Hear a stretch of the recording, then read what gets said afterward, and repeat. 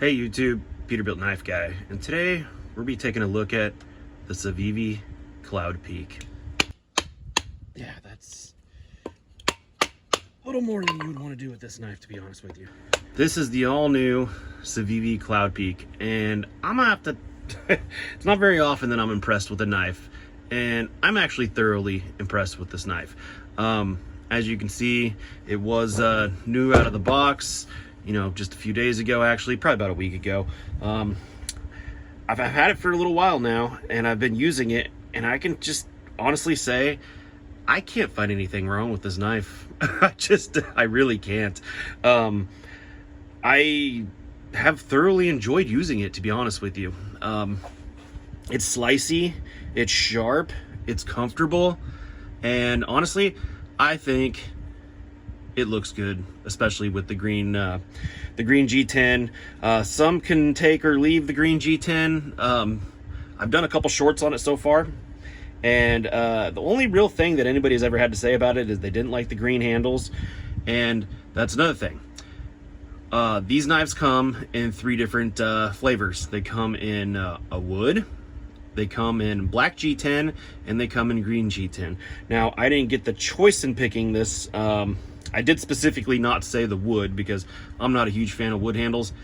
I've had more failures than successes with those in my past.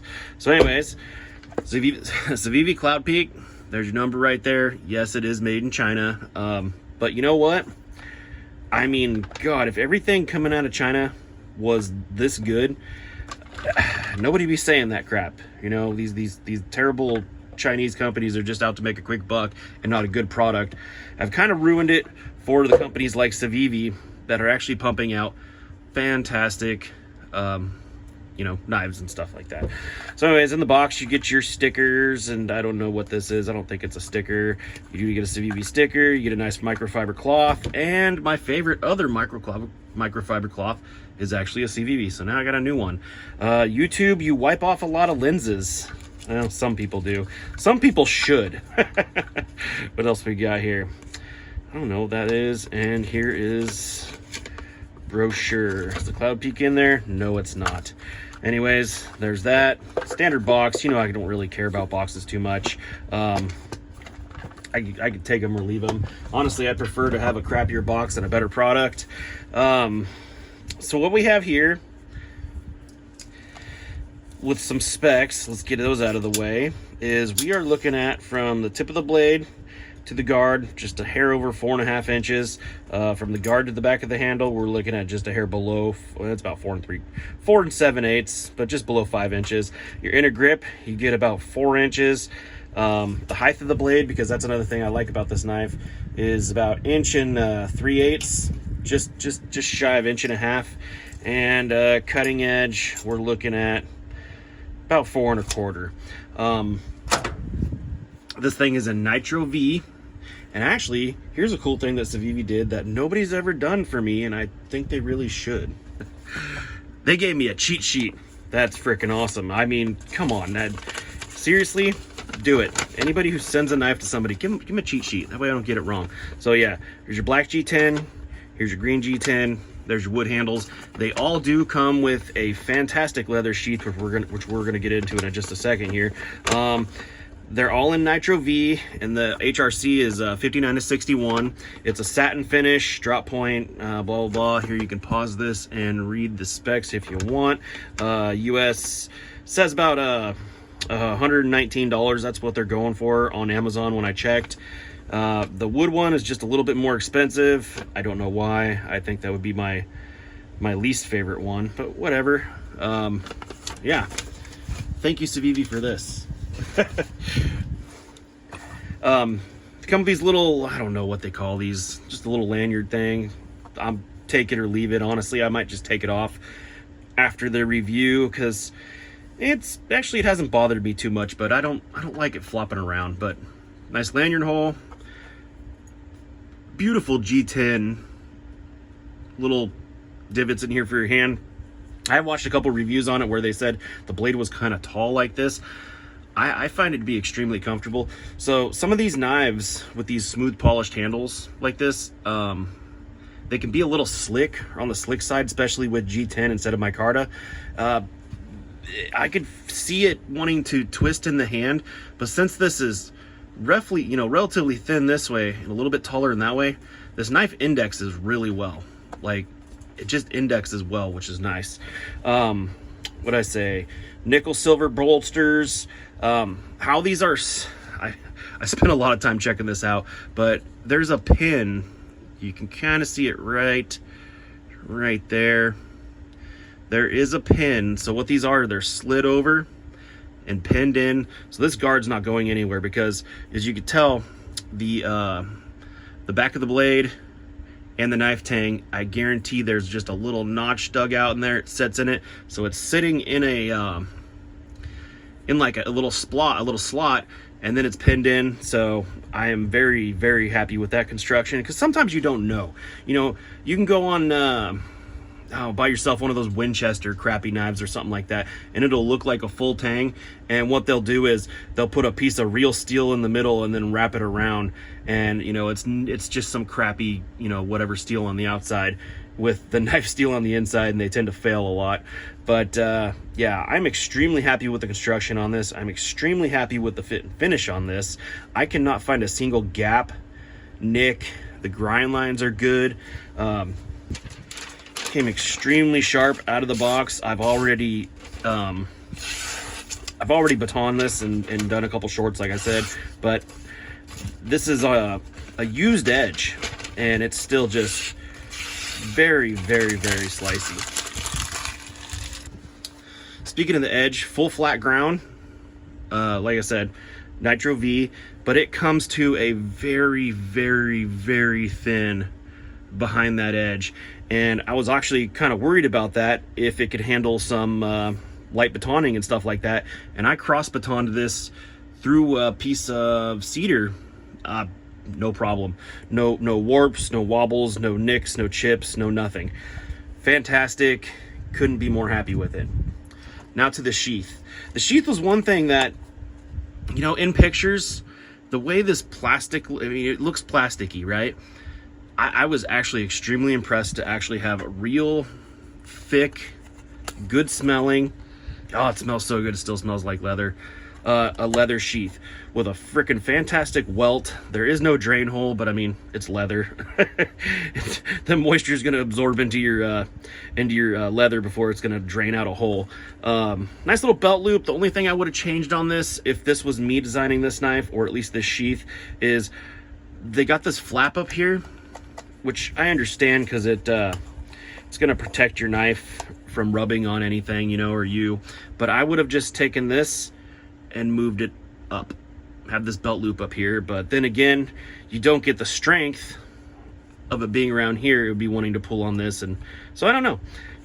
There's benefits and negatives to everything. So yeah, one person did mention that there was just a little bit of billboarding. Why do these companies have to put their names on their sheath? Well, because they're proud of it. Honestly, I don't mind. And one of the things that I'm going to be doing with this sheath is, I wish they had a black option. This is a beautiful knife, and I think if you're going to go leather, a black leather sheath would complement this knife so much better than this. It's not even natural, it's just kind of a tan color. There's the natural leather. This is obviously tanned, but yeah, I would just go with a black sheath. That'd have been great. So the handles are pinned on, they're non-removable, but I really don't care.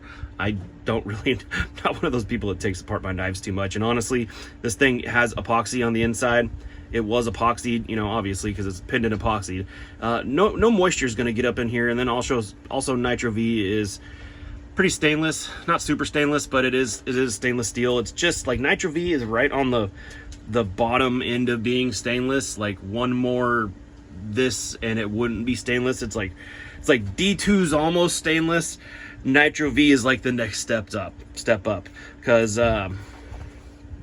my daily carry, which happens to be this little Vosteed, is in Nitro V, but it's a stone wash finish, and you can see it has taken a patina. It sits up next to my sweaty body, and it it will rust, but I'm gonna tell you right now, not easily, because it took a lot for me to get it that far. But anyways, you're not here to see me ramble. Let's go put this knife to work. So first things first, I'm under no impressions that this thing is a hardcore survival knife. With this really thin geometry, you know, the steel's pretty tough. Look at my hands, all screwed up from doing cement work. But I don't know if that tip is going to be that tough. It won't even stay in focus. So there'll be no tip testing on this, but this knife is not meant for hardcore survival use. Could you use it? I mean, if you had to, but this is more of a camping, hiking, outdoorsman. I could definitely see this in an outdoors role. Hunting, fishing, stuff like that. Food prep, I think it would do excellent on. It's got a pretty nice belly on there. You know, there's really no straight edge on this for the most part. I mean, maybe like this last little section here, but for the most part, it's got a nice belly on it, and pretty comfortable for long-term use, honestly. But will it handle some light duty tasks? Yes, it will, because we've already tried it, but we're gonna do it again. You know, first, everybody hates batoning, but you know, in a situation, I mean, I'm not here to justify batoning, but I would like to show that this knife can at least handle a little bit of it. It's pretty thin, so it's not gonna be super wedgy, especially being a full flat grind, but if you had to, don't do two pieces like this. But it could easily do it. Now this is something I haven't tried yet. This is this piece of, somebody told me it was oak, so we're just gonna go with the fact that it's oak, and there's no knots in it, but this is gonna be probably a little bit more than you would want to use this knife for, but we're gonna do it anyways. Let's see what happens. Get you this way.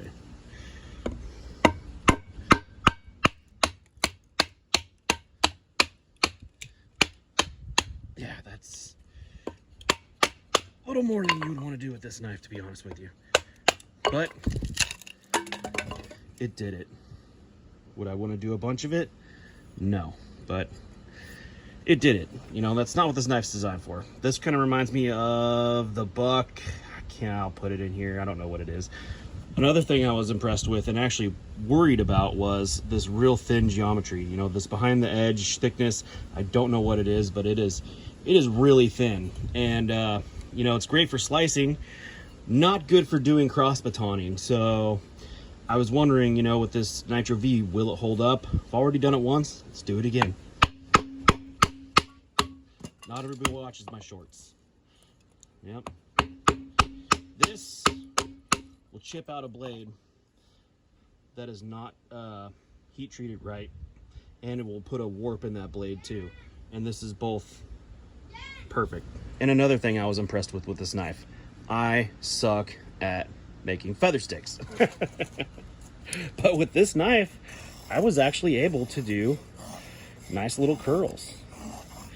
I don't know why, but at least I was the other day. But this is more curl than I typically get on a on one of these knife tests, where I can actually get it to curl and not just make little wood chips everywhere. And I thought that was pretty good, because it's with this thin geometry, you know, not too bad for me, to be honest with you. That is light, fluffy, and curly. And another part for the people who are wondering, this will not strike a fire steel. It just does not have any squared off edges. It is pretty well rounded all the way down, even at that tip. Oh, wow. So you'll get light sparks at the very tip, but I wouldn't call this a survival knife, not at all. But this is where I think this knife would shine a lot, is in food prep. It is going to be super slicey. Now this watermelon's partially rotten, my kid brought home, so it's gonna be gross, but I mean, it's just gonna be a slicey, food preppy. If you're into skinning, gutting fishes and stuff like that, I think it would do that well. maybe a little bit big for gutting fish, but still doable. But I mean, this thing's going to process food and vegetables fantastically, just because of that super thin geometry. So after all that, getting stupid watermelon juice off here and stickiness, what do I think about it? I freaking love it. I couldn't wait to get this review done so I could dye this damn leather sheath. CIVIVI, make black leather sheath an option. It's not done yet. I ran out of freaking daubers, so I was doing it with a brush, but I need to finish it. But I think once it's fully black, it's gonna look much better. That's just my opinion, you know. Some might like that natural leather look. I think the black looks better, especially once I get it finished properly. After doing that work, even though we really didn't do jack, still, I mean, I don't even know. I haven't even checked. Deadly sharp.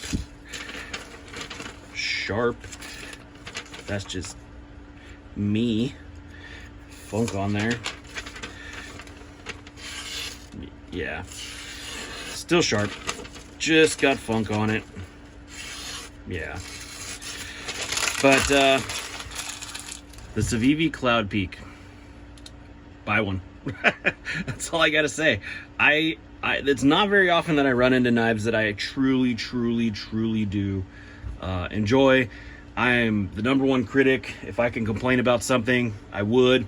Honestly, the only thing I got to complain about this knife was the color of the sheath, and I'm fixing that. So anyways, that's all I got for you today. Check out the CIVIVI Cloud Peak. Thanks for watching.